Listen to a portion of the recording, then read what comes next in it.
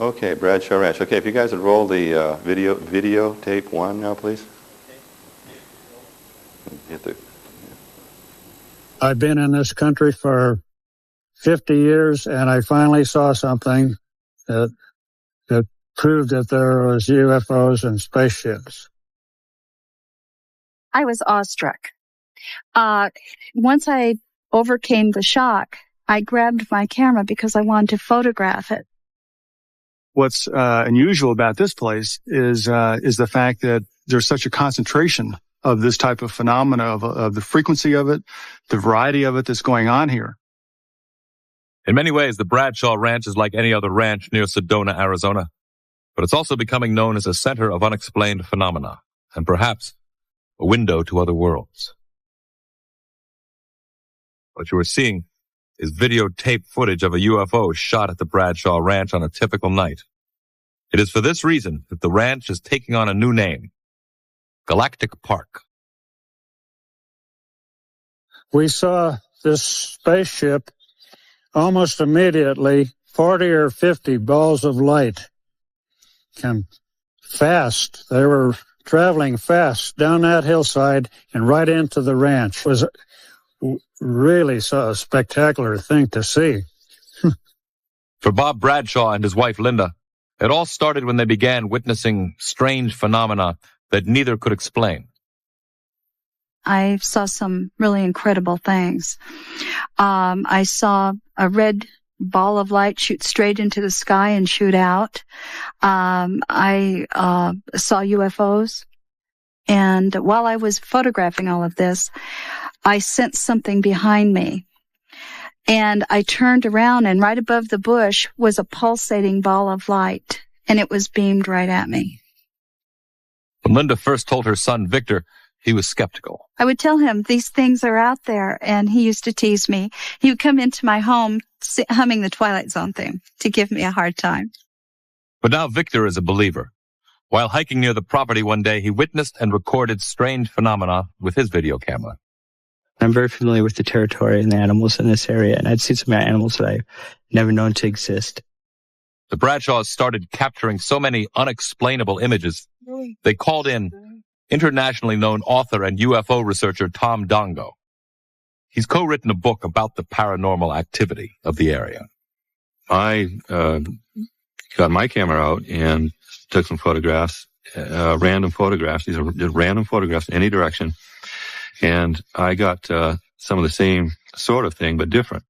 What I got was different from what Linda got. Linda shot a strange photograph that appeared to her to be an enormous movie screen in the sky. A huge, brilliant light showed up in the sky. It was octangular. I got 2 frames before it flicked back out again. All I could see with my eye was the light, but when I picked up the photograph, there was a picture of another place. It showed a ship flying through the air, telephone pole. There are no telephone poles here. It almost looks like it might be on the shore of an ocean. And there was a humanoid in the far left corner. We feel that this is indicative of showing us that there is another dimension right here. There is a connection. There is an opening. On Bob and Linda's invitation, we sent a camera crew to Bradshaw Ranch to see for ourselves. Our night vision cameras did capture something we can't explain. A strange strobing light that amazed the Bradshaws and our crew. Here's one right there. Yeah, we've got one of the major ones on the right with the gold. Yeah, that's in there. Yep. And that one just popped right up, didn't it? Yep. Yeah, and it's still there. Okay, I'm going to go to the doubler, so I'm going to increase the magnification. God, look at the top. It sounds like it's very slowly hovering. It is a pyramid. These strange UFOs may seem fantastic, but Tom Dongo says they are familiar visitors to the ranch and can be seen almost nightly. Well, that's one of them. Now it'll probably blink out in a second, but you'll notice it's almost not moving, and it'll get dimmer and brighter and dimmer and brighter. Very, very odd phenomena. Just popped right out. One evening, Tom took the spotlight and flashed 3 times. It flashed back at us 3 times. At that point, we knew that there was an intelligence. What are these unexplainable sightings? And why does it happen so frequently here near Sedona? Could there be a stargate or portal to other dimensions? According to UFO researchers like Brian Myers, the answer may be found in science. Well, the scientific community has done a lot of research on dimensions. They have established that there are multiple dimensions existing in the same space. Now, why certain areas are like bleed-through areas or merging points or what people are calling portals, we don't know that. Sedona. For centuries thought to be a mystical place, a sacred location where strange and inexplicable things happen. Now photographic evidence seems to support these legends, and thanks to a special agreement, the Bradshaw Ranch will soon be a research site on multiple dimensions and UFOs. Coming up. Okay, that's it. That was Paranormal Borderline 4 years ago.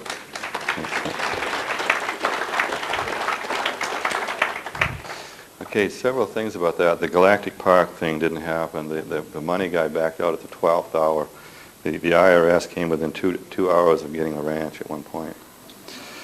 The ranch is no longer, Bob and Linda have divorced. It had nothing to do with the paranormal activity. And Linda is living in Montana, and Bob is still in Sedona. And the ranch is now a sort of a dude ranch. His sons have, they four-wheel drive people out from Sedona. So they do barbecues and jeep tours on the ranch and horseback rides and that sort of thing. And the ranch house has been turned into a restaurant. And since Linda left, the activity has almost completely stopped there. So somehow Linda was a catalyst, and probably myself too, because some of the things that happened when Linda and I were together were absolutely incredible. I could spend the next 2 days talking about some of these things. Anyway, at any rate, we think there's a portal right here. Almost all the photographs that we took that have gotten fairly famous were taken in this area right here. And a lot of the stuff seemed to have materialized up here first, but there were things flying around us at night. And we used to smell things. In the middle of the winter, for example, we'd smell roses.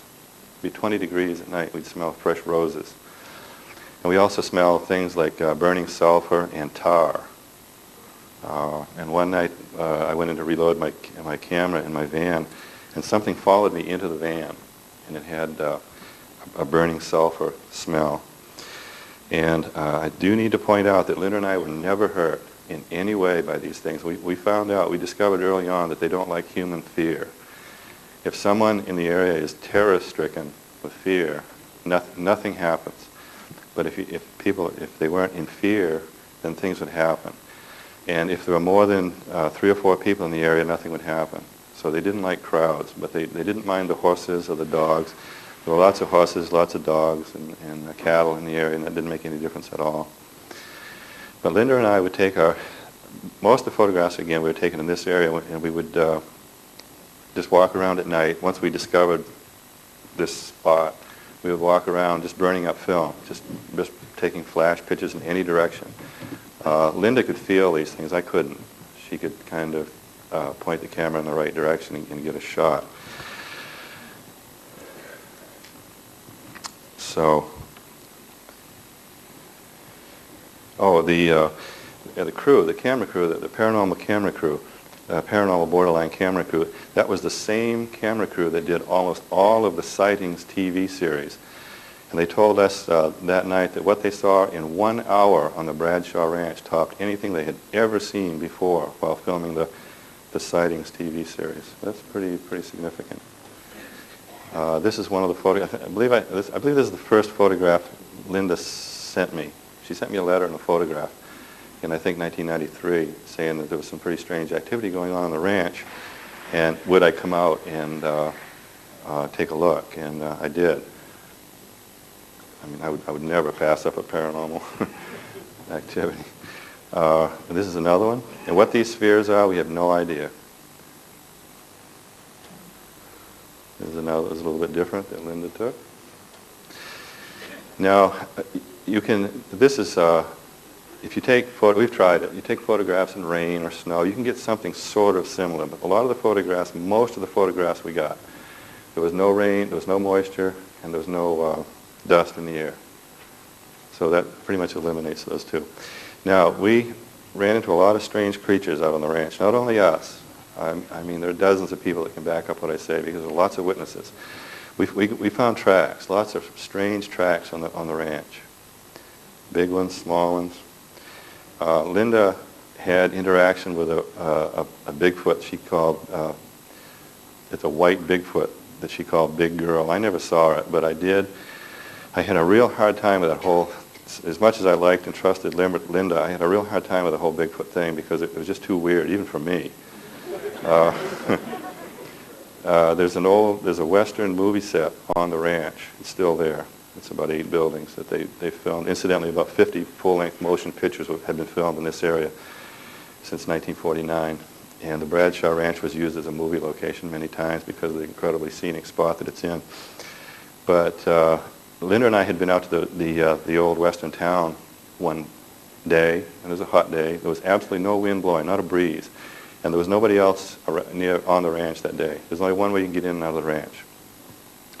And Linda had claimed that Bigfoot would signal her by picking up a stick and smacking it 3 times on the side of a tree or the side of a building or whatever. It'd be 3 raps. So as we were leaving this town, we were about 100 yards out. It sounded like a very strong man had picked up a 2x4 and hit the side of a building with it 3 times. It was extremely loud. And after that, I was a total believer.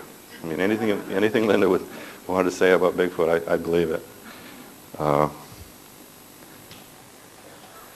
Here's another track. This was actually taken in Sedona. These are the strangest I have found in one spot. This creature weighed about 800 pounds. This is a little over, it's about a 12-inch foot.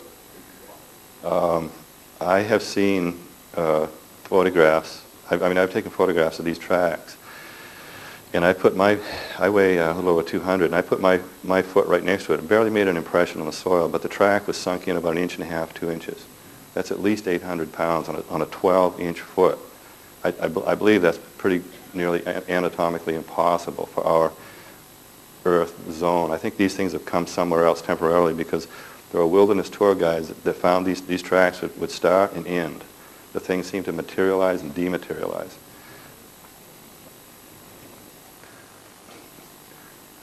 Another track, a big one.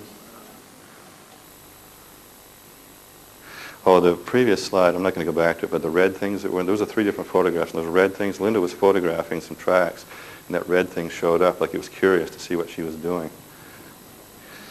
This is supposedly where a Bigfoot laid down on the ranch. It's 9 feet from the feet to the top, and there's shoulders, buttocks, legs, and Bob Bradshaw took this photograph. He's been a rancher since 1949. He said that wasn't a horse. So these are some of the photographs we took on the Bradshaw Ranch, and this fellow here, we had 3 or 4 photographs that night of this light right beside him or on top of his head. It followed him all night. And incidentally, no, we didn't see these. We couldn't see these things. But they would show up. Once in a while we could, but most of the time we couldn't see them. So they would, and I have the scientific figures for this, but 35 millimeter film is far more sensitive than our eyes. So it can see things we can't. And digital, I'm not sure about digital. A lot of people have asked me about digital, and I'm just not sure. I think digital may be just too good. But 35 millimeter is excellent. Now here's this light again. Over here near Jim's head. This is one of me with one of these right over my chest. Yeah. We tried an experiment one night. I said, Linda, I'm going to meditate on white light. When I say go ahead, take my photograph. So that's me meditating on white light. So I was meditating on white light. Here's a ball of white light right in front of me.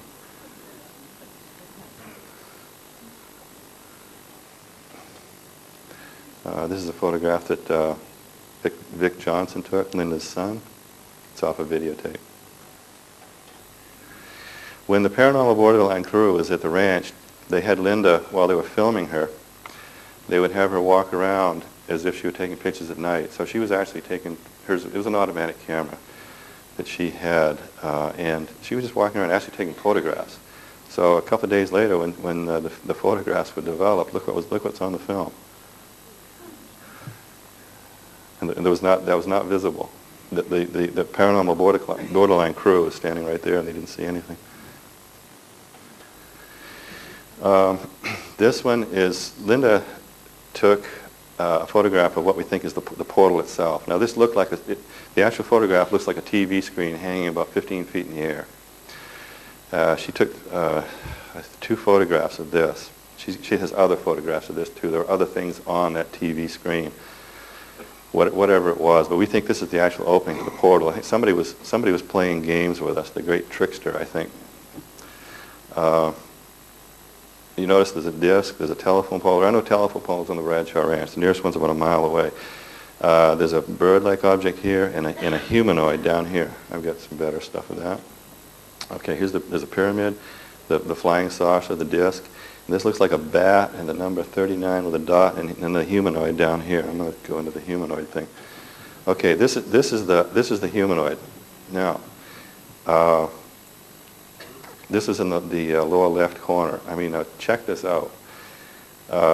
You can see the 2 eyes, the nose, the mouth. There's a helmet. It has a helmet, and it's wearing some kind of a armored suit. And it's holding something. See, there's something that's bent right here. Some kind of a device.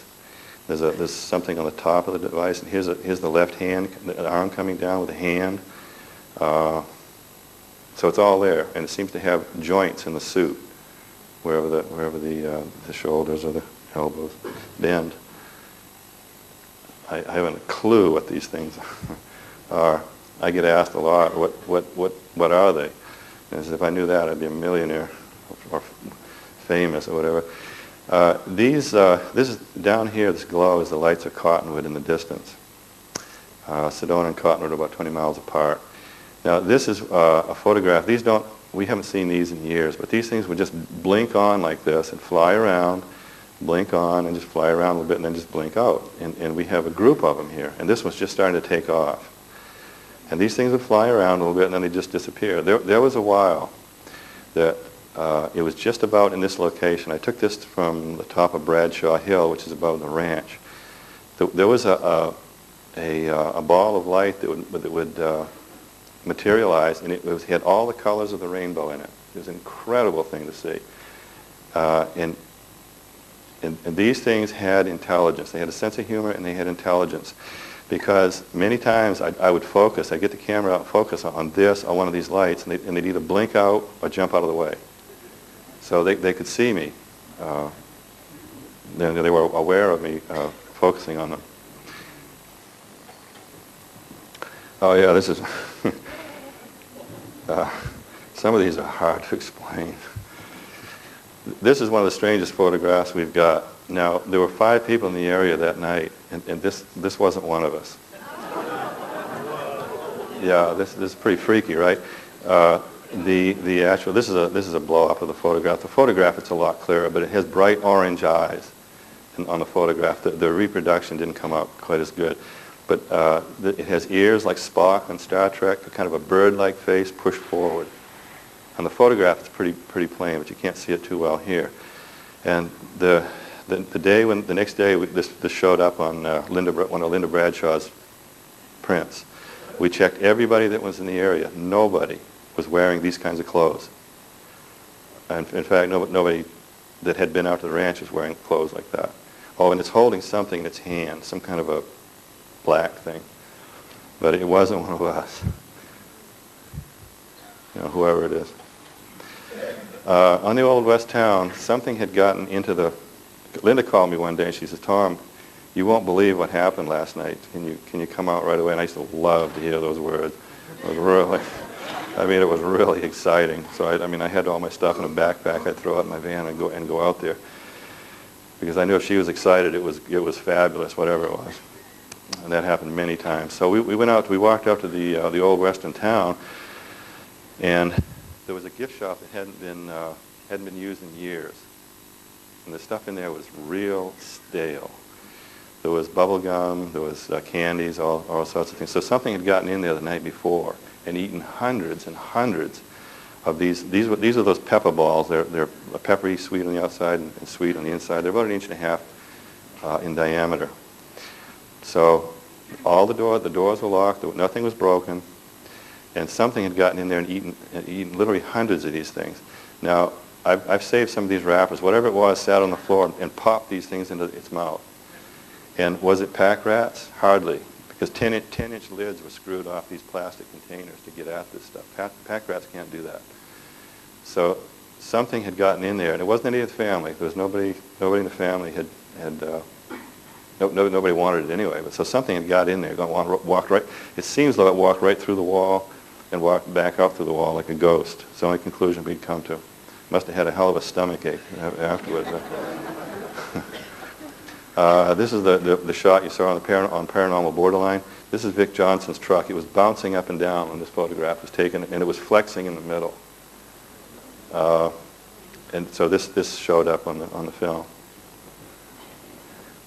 And again, that light area wasn't visible. I had left my camera on a tripod and was out walking around. I heard the camera go off by itself. So then when I developed the film the next day, this is what showed up. Now, something jiggled the camera because the background is blurred, but this isn't. So in the meantime, when the camera, in the short time that the shutter, it was probably a few seconds, because I had my camera timed anywhere from 5 seconds to 30 minutes. So it could have been at least 5 or 10 seconds.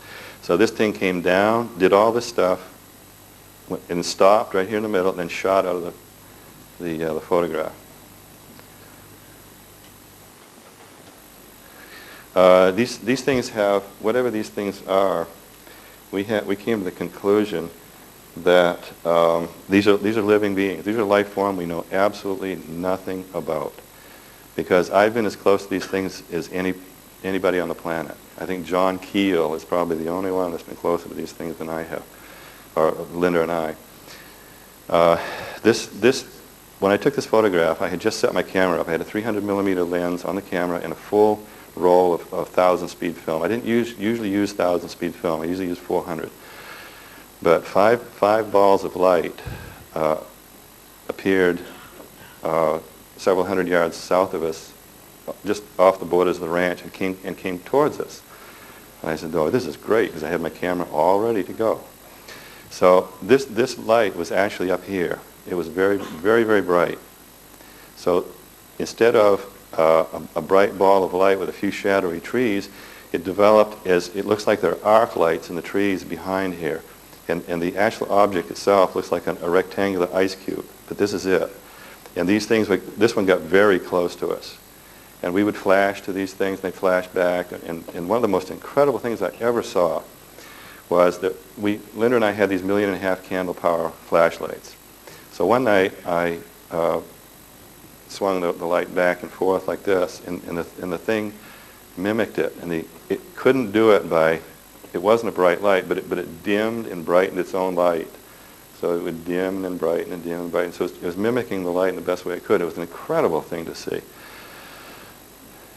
And one time, Linda and I were, I'm going to watch the time, were flashing in sequence. The reason I say these things have a sense of humor, because they do. We were doing kind of a Morse code sequence of these things one night. The next day, I had gone to the ranch, and I pulled into the yard, and here was one of these balls of light hanging over it was right over the roof of the ranch house. It wasn't even dark yet. And so I'm looking at it, and I said, well, this is great. By the time I dig out my camera, it's going to be gone. So I decided to sit there and look at it.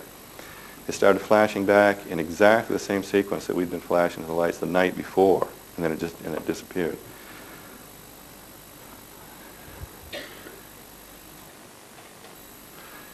This is one I call the wing. This was right in front of the camera. This is taken at the Bradshaw Ranch. This one is very interesting. I had just finished telling people that I have an incredible collection of these kinds of photographs. I had just told people that I have never seen one of these things with the end of it in the print, because whatever this is the being or the creature. This is it right here, and this I think is just, I don't know, like a vapor trail or whatever. But this is, so the next night I got this shot at the Bradshaw Ranch, and then 2 days later we got another one.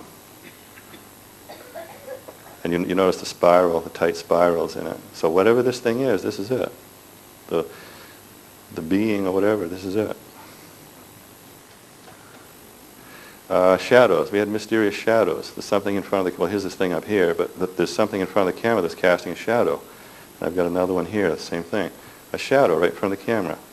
And here's this thing up here, but there's nothing in front of the camera to make the shadow, but it's there. Down here, some of you guys in the back probably can't, this is Patches, one of the dogs. They had 7 dogs. Now, I don't want to get into chemtrails, because it's nobody knows what the hell they're doing. They really don't. But the Bradshaw Ranch was sprayed 3 times. Patches died eventually, the dog, and so their animals had strange tumors and strange diseases that veterinarians that had been in business for 20 years couldn't explain. They said they'd never seen anything like it. But Linda's, I met Linda in Sedona one day, and she said, "Come on, you've got to look at my truck." And her truck smelled like somebody had dumped 3 gallons of some kind of pesticide on it. It had a real chemical pesticide smell. And Sedona's been sprayed at least 4 or 5 times. I've collected some of this material, and it's on the Carnicom website. That stuff that you see that's on that website is stuff that I took photographs of. And incidentally, this stuff was all over the ground like gobs of spider webs. So I went out with a stick and swirled a stick around it, and the stuff disappears. There's no residue. I want to make sure it wasn't mold or fungus or something like that. So then I stuck my finger in it. And I go, so when I called Carnicom up in Santa Fe, he said, "Don't ever do that. Don't ever do that." And I was sick for about 3 weeks afterwards. I had a horrendous dry cough. But other than that, I was okay, I guess. These are hard to explain. This is Linda Bradshaw's camera. Something was taking photographs. Something was picking her camera up inside the ranch house, taking pictures at night. She would set the camera on the coffee table. There would be like 10 exposures on the camera. She'd get up and it'd be 16. It took about 48 pictures inside the ranch house. So we were sitting around the dining room table one evening, and I said, "Hey, I got one of these light bulb ideas." I said, "Let's dust the camera with baby powder tonight and see what happens." So Linda did. She dusted it with baby powder, so that night it picked up the camera, and this is the print it left. It's either got fur on it or it's not quite materialized. But this is the print this is a print that the creature left right here. This is Linda's print down here, but this is it. Whatever the creature was, this is it. And on the side of the camera, there's a square, very distinct square print. Now, this is one of the photographs, whoever this prankster was. This was taken about 2 or 3 o'clock in the morning. Now, this drives photo experts nuts trying to figure out how it could be, a mistake or hoax, because this is perfectly in focus here. That's impossible to do with an automatic camera, just about anyways. So outside the window of the ranch house, there's something so bright, it's actually washed the film out. And this is 2 or 3 o'clock in the morning. This is in the middle of the night. And there's something on the table here. Linda thought it was their phone, but it isn't. I took the phone and set it down next to a coffee, next to the water glass, and the phone is not the same size. So here's a black object sitting on the table that really we have no idea what it was.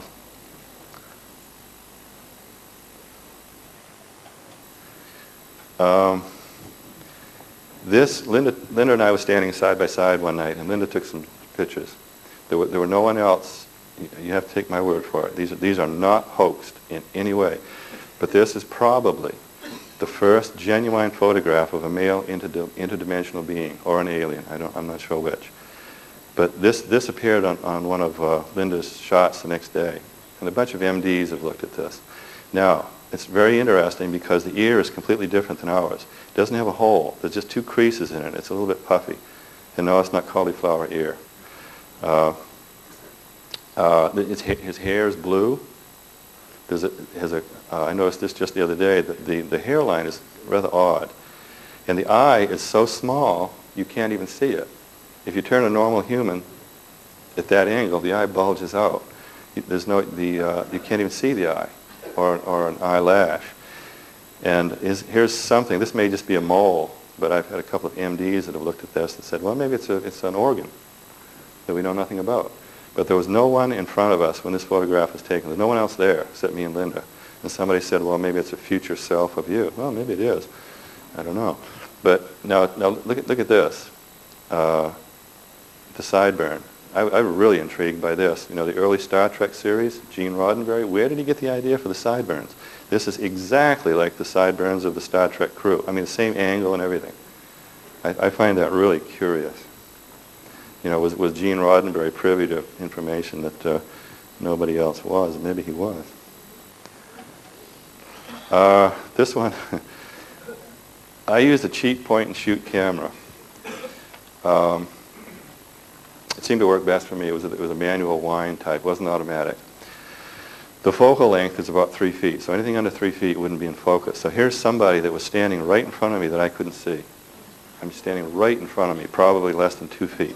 Now, in the photograph, you can see flowers, and there's an open field back here, and you can see flowers and whatnot. So here's someone with white hair. You can see the forehead, and there's a bump here, kind of a ridge line here, and there's a finger coming up. So either the guy is realizing that I'm going to take a picture, he's trying to cover his face, or he's giving me the finger. Maybe they really do have a good sense. Yeah, maybe they have a better sense of humor than we think. This is a time-lapse photograph I took. I had gone in to eat supper at the ranch. I left the camera on. It's over 30 minutes.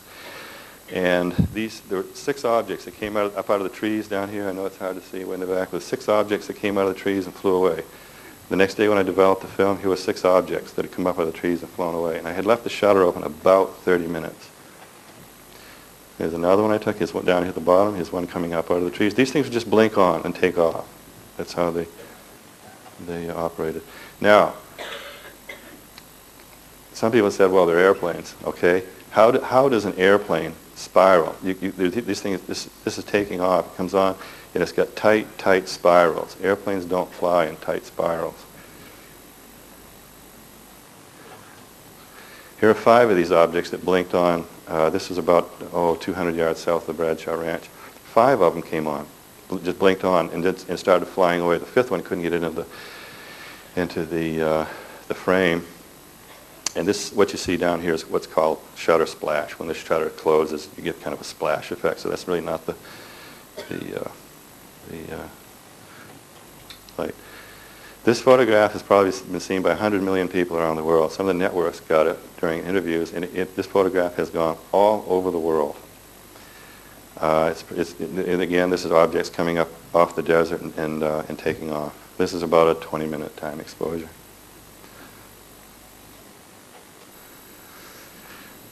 This one, again, I took this photograph. There's nothing in front of me but an open field. The top of the field is about here. So here's something on the print. It looks like either the front or the back of somebody, pot belly, a butt, who knows? But there's a couple of cord-like things here, and then this thing down here. Take a look at this. And this is not. So one day I had taken the film to be blown up. Taking the print to be blown up, and the guy blew up the wrong part of it, and I was disappointed. But then I got looking at it, and I saw a foot, a sandal, down here. And I'm going, well, what the heck is that? So I looked. Now, there was nothing in front of it. This is Patches the dog up here sleeping, and the dogs are all, you had to be careful you didn't trip over them because they're all over the place. So I'm looking at this thing, and I said, what the hell is that? So I know this is in the middle of winter. This is about 20 degrees, and I took this photograph. So down here is a sandaled foot with big toes. There's some toes down here. You can see it on another photograph. Here's the pant leg, and there's either a very big chest or a pot belly here, and the arm is coming. On the photograph, you can see this clearly. These blow-ups, you lose a lot. And this is either the hand or it's a device that it's holding. Is it a defensive device? Is it an illumination device? Is it what keeps it invisible? And then this is what is very interesting. There's a shadow right here. This guy was completely invisible, but there's a shadow on the ground right here. And this is a close-up of the object. It's about 12 inches by 10 inches. And it's metallic. You can see metallic coils in it. And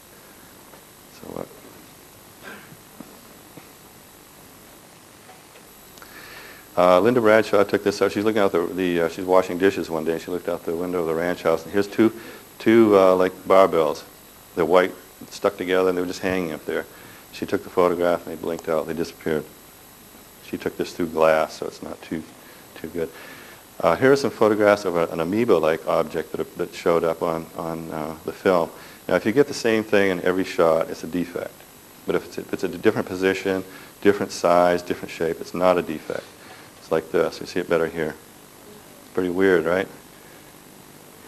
And it was in all three shots, it was in completely different. It was like an amoeba moving or whatever. It was in different position, different shape, different size in each shot. And this is Linda down here on the left. The U.S. government is going to buy the Bradshaw Ranch. 15 minutes, okay. Congress, how often does Congress appropriate money to buy a ranch? Not very often. The United States government will own the Bradshaw Ranch next September. Why do they want it? Now, if they put up a chain link fence around this, everybody take note of this. If they get the ranch, they put a chain link fence around it, something's up. I'm running short on time, so I'm going to start going faster through these with less explanation. This was taken in Boynton Canyon, and I have not seen the negative, but no one has ever been able to explain how this could have been. It's not a hoax, or how it could be a defect. And some of the world's experts in photography have seen this, and they're just absolutely baffled. This was taken in Nogales, Arizona, about 8 years ago by a woman from Minnesota. Now this thing is, and she wanted to make sure it wasn't some sort of a defect, so she spent a lot of money having the negative checked out. And they came to the conclusion, this is a real object, a photograph of a real object, and you can see through it. Is this a living creature, one of these amoeba-like UFOs that fly in between dimensions? Maybe it is. They got quite a few of these types of photographs back in the 50s. This was taken about 2 years ago near the Bradshaw Ranch on the Red Canyon Road in Sedona. And there's a shadow. Here's this light, and there's a shadow on it right here. Oh, forgot I had that in. Neat, huh? It's a hoax. It was a hoax. This guy came to me, and he had this story. Yeah, neat, huh? The hieroglyphics, the lights, the rivets holding it together. This guy was so honest, so sincere, looked me right in the eye with this incredible story. At first I looked at the photographs, and it's kind of tacky. And so I thought it couldn't possibly be a hoax. This guy was so honest. And yeah, so I spent a lot of time on this. And a few other big-name researchers got involved in it too. Won't say who. So after about a month, I was showing this photograph around, and I showed it to a guy, and he says, "Oh, I know what that is. That's on the ceiling of the Red Planet Diner. I had him help put it up there." So I almost melted. I really did. I almost melted. I never go into the Red Planet Diner in Sedona because I just know. So I went down. There it is, on the ceiling of the Red Planet Diner. But anyway, one day before this, I was talking to him. I'll call him Bill. I was talking to him. I said, "There's an alien down here coming out of the light. It's just a plastic alien glued on there. It's a pretty awesome looking thing." And somebody really went out of the way, because this thing is a real tacky thing. So somebody really went out of the way to get an exposure effect like this. So I said, "Hey, Bill, you know if there's an alien in your photograph?" And he says, "There is." And I says, "Yeah, hold the photograph vertical and look in the bottom. There's an alien coming out of the light." About 5 seconds later, he says, "Oh my God!" I must have had chump stamped on my forehead that month. So I spent a whole afternoon calling people, telling them it was a hoax. Rods are now being photographed in Sedona, and the fellow that's taking these wants to insist on remaining anonymous. He was very high up in intelligence circles, military intelligence circles. But he has photographs of these. He's had infrared photographs of rods, and this is probably a first, because he has photographs of these rods with light heat sources. So he believes these are piloted crafts. And he's found routes that these things fly. So he's been aiming his camera in these routes. These rods seem to follow routes, certain routes. If you're not sure what rods are, see Jose Escamila's film, Rods, the Smoking Gun Evidence. It's an incredible film. This was taken in Sedona on the Red Canyon Road. This was recently taken, one almost identical to this was recently taken near James Gilliland's ranch in Washington State. A lot of stuff has been happening there. It's really a developing hotspot. But a photograph almost identical to this was taken there. I woke up one morning. I had 2 marks on my legs. They were identical on both sides on the inside, and they were a greenish tint. It really freaked people out as I walked around in my shorts for quite a while. So I called all my UFO researcher friends. I said, "Hey, do you think I should break these things and sterilize them?" No. So I ended up being sick for 3 months. I mean, I was so sick some days I couldn't get out of bed. And I don't go to doctors unless I'm dying, literally. So finally, 3 months later, I said, I've got to go to a doctor. And they did all sorts of tests on me, couldn't find anything wrong with me. And about 3 days later, I was okay. So I had that, and it had a greenish tint. And about a year before that, I woke up one morning and I had 7 triangles on my back. The first one was exactly in the center of my spine. The 7 triangles, and at the time I didn't own a camera that focused. So these are a little bit blurred, but there's 7 triangles. Each one has a dot underneath in the same space. Did I lay on a belt or something? No, because they were on my back for 9 or 10 days. What were they? Somebody's calling card, maybe, I don't know. This was taken in Sedona, whatever. This object is about 75 yards across. I've driven myself crazy trying to figure out how this could have been hoaxed or faked. A Kochen diffusion filter would have been the only thing that could have been used. And if a Kochen diffusion, on the moon or the sun or whatever, if a diffusion filter had been used, this would be blurred too. So this is a real anomalous object, and it was taken at night. And there's a light source coming out of it so bright there are lens flares here. Well, this is a lens flare, and what these 2 objects are, I don't know. A lot of people have noticed those. This was taken. Interesting story. This was given to me by a high-ranking Marine officer. Tank battalion or something like that, I can't remember. But anyway, this was taken off the coast of Catalina Island in 1973 by a fisherman. He told a few people, and the FBI showed up his door, and in the interest of national security, they confiscated everything he had. But unbeknownst to them, he had given copies of this to some friends, and I got one of them.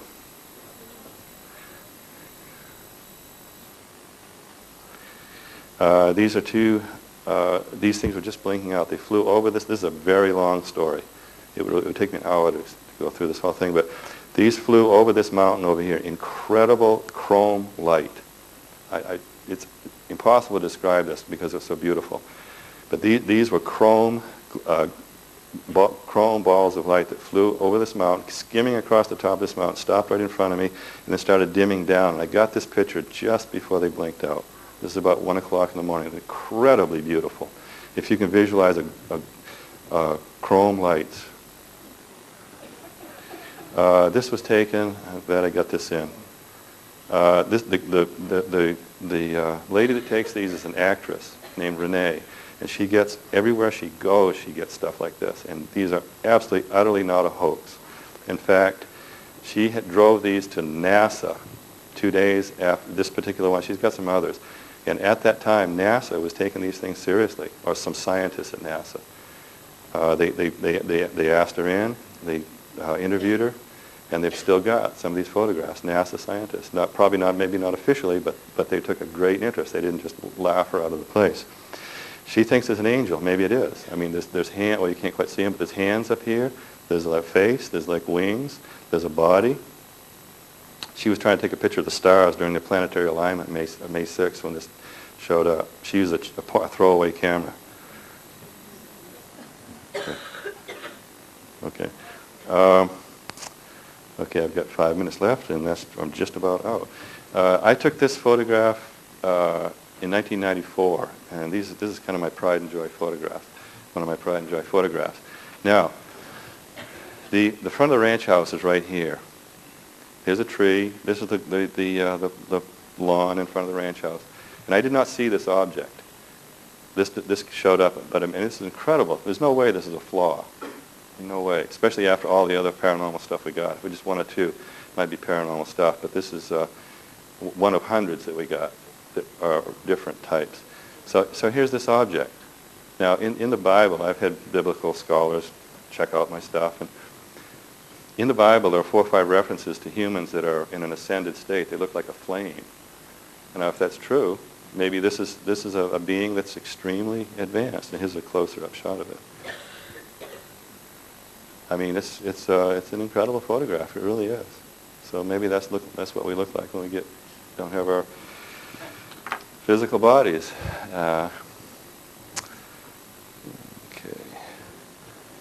Okay, that's it. I just want to leave you with one thought. I woke up in the middle of the night the other night. I got up. I mean, this stuff happens to me all the time. I got up in the middle of the night, 3 or 4 o'clock in the morning, half asleep. I walked over, got my notepad and scribbled this phrase down. I don't know whether it was just for me or it's for everybody, but I think it's for everybody. And it is, love your friends, because that's all you've got. So I'm going to finish with that. Thank you.